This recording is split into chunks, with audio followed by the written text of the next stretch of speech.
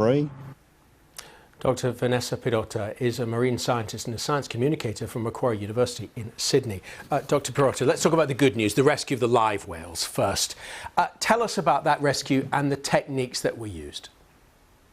Well, the good news is that at least 108 of these whales of what appeared to be 470 whales, and these are pilot whales, which stranded on Tasmania's west coast, have now since been freed. And this is a massive rescue effort. At the start of the week, if you had have asked them, you know, was this possible, they would have never have thought of 108 individuals. And so one of the methods that they used was simply tying the animals, and this is for the live animals that were able to be freed, and attaching them to the side of fishing boats. And this is great. It's a great technique, and this was a very, very good technique in this case because this allowed animals to be taken out to sea to an appropriate area, not too close, because we do risk that these animals might turn around and head back to strand. And so thankfully this has been a really good approach and technique that has worked in this case. What has this shown us about whale behaviour? Well, there appears to be a massive mystery around why whales strand. We simply just don't know why. But in the case of the pilot whale, these animals are incredibly social, and so they are known to be found in groups of 20 to even 100 or even 1,000. So to be found in a massive pod over 470 animals, it's just something that doesn't really surprise me.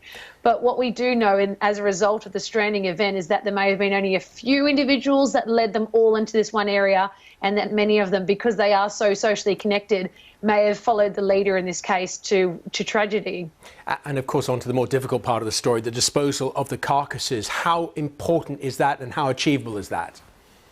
That is incredibly important. We're talking about an animal almost bigger than your car. So if you think about standing next to your car, these animals are around 5 to 7 metres long and can be over 2,000 kilograms. So removal is very critical and timely because their bodies are decomposing, will start to once they pass, and this will attract sharks in the area, which is part of the natural ecosystem.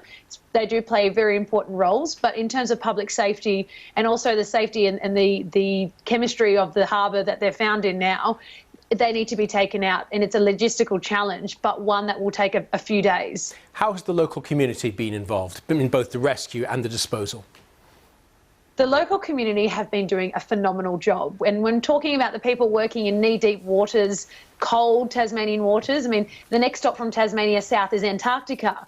They have been doing a great job. This is an emotional and physically taxing job, but it's the people working behind those people to support them, providing food, providing accommodation, and it's just something that has been empowering to see people come together in such a devastating time. Dr. Vanessa Pirotta, thank you so much.